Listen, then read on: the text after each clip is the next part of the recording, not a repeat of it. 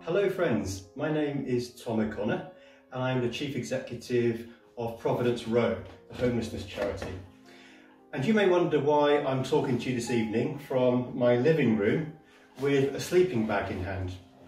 And the answer is that tonight I'm giving up the comfort of my bed and I'm going to sleep downstairs on the floor in the living room in solidarity with those who don't have a bed and who don't have a home. It's not the same as being homeless, but it's a small reminder to me of what other people have to suffer. And this virtual sleep out is part of Providence Row's Homelessness Action Week.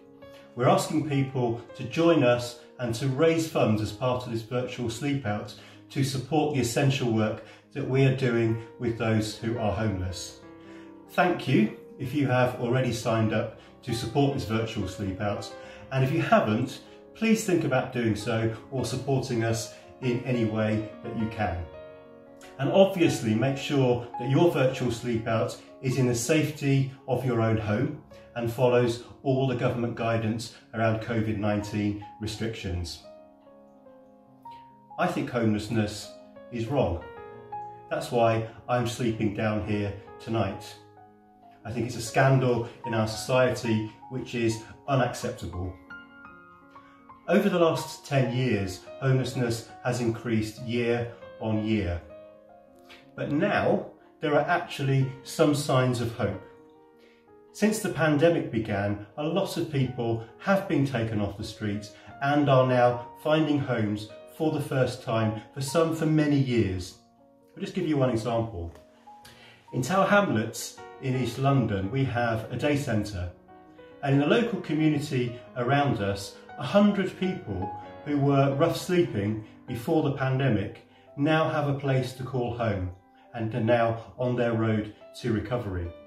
And 71 people who are suffering seriously the effect of drug and alcohol addiction are now in long-term treatment. Those sound like just numbers, but in each of those numbers is a person and a life that is changing. So there's a lot of hope. We have a chance now to do even more. But those people who came off the streets during the pandemic, very sadly, are now being replaced by new rough sleepers. We see them in East London around our day centre. The work must go on. If one or two things had been just a little bit different, it could have been you or it could have been me who was sleeping rough in Tower Hamlets. Let's do what we can to end the scandal of homelessness. Let's be remembered as the generation who did that during some really difficult times, during the dark days of the pandemic. Thank you for supporting the work of Providence Row, and thank you for caring about those who are affected by homelessness. Have a safe night. Thank you for supporting Homeless Action Week. The last 6 months has been incredibly challenging for all of us, but never before has homelessness faced such a crisis. Throughout the pandemic, Providence Row has been working tirelessly to support over 149 rough sleepers off the streets and into hotels, where they can safely isolate and gain support around medical care, mental health and substance misuse. Our Reset Outreach and Referral Service have referred over 70 people into structured treatment. Our psychotherapists have been working throughout the pandemic supporting people around trauma and counselling. Our Roots to Roots hospital discharge project has been helping free up NHS beds and get people back into accommodation safely. Homeless Action Week is incredibly important. Thank you for your support. Hi everyone, my name's Delroy and I work for an organisation called Providence Row. I work as a Reset Referral Outreach Advisor. I've been asked to make a short video to talk about some of the work that we do.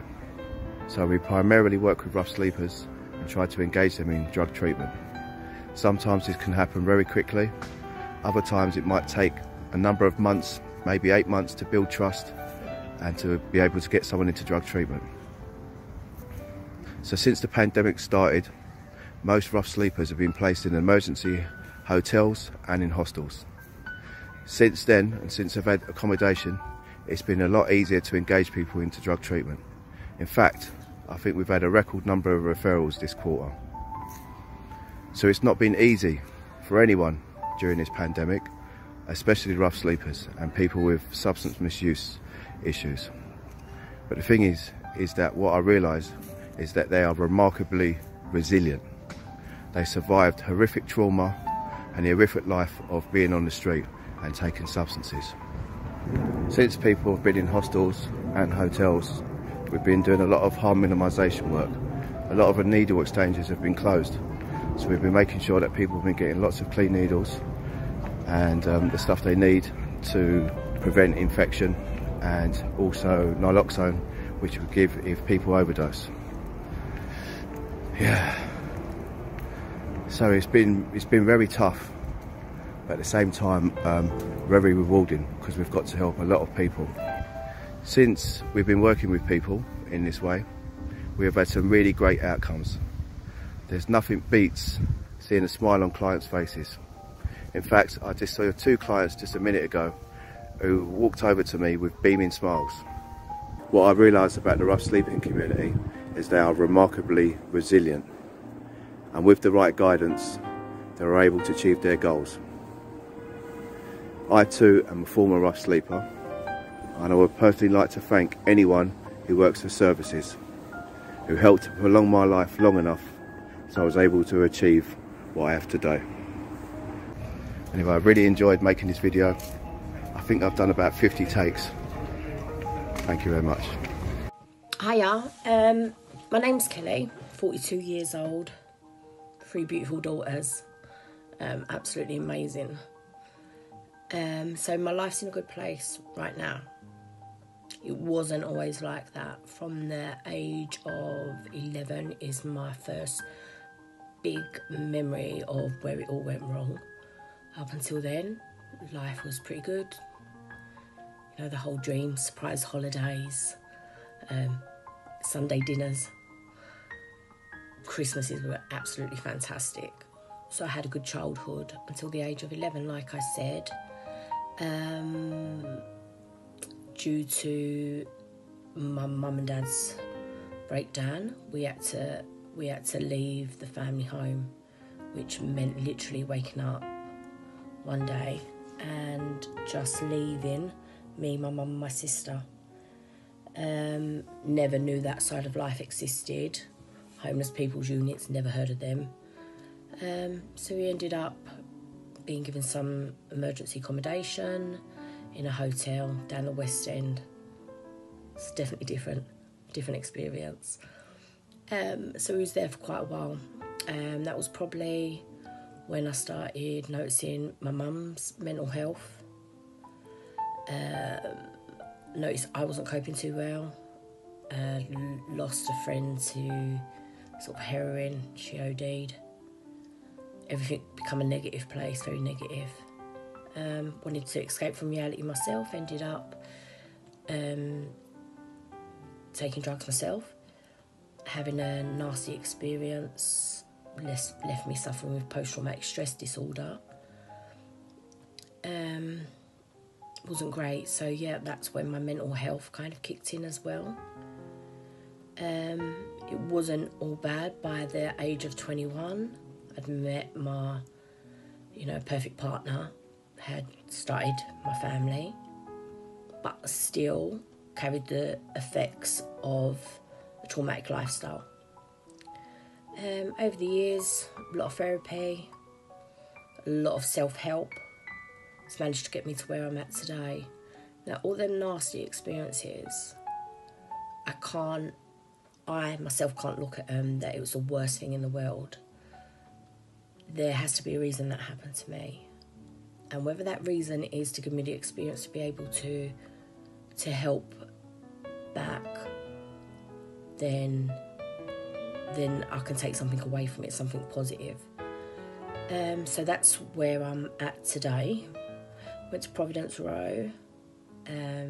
Absolutely met a lovely lady called Nadia, who has she's helped me along the way. I suppose just give me a little bit of confidence that someone else believes in me, that I can get to where I want to be. So that's where I'm at now, doing the peer mentoring. I'm not just doing it for an experience. I'm doing it because that's where I want my full-time employment to end up. That I think if I can get there, when I get there, it'll definitely be all worth it. It'll be a job that I'm doing with passion, not a job just to get paid. So I'm pretty much looking forward to where it's all going to go. But yeah, my experience with Providence Row has definitely been positive. That I hope that I can update you next year and let you know where the story goes. So that's my story for now. So thank you.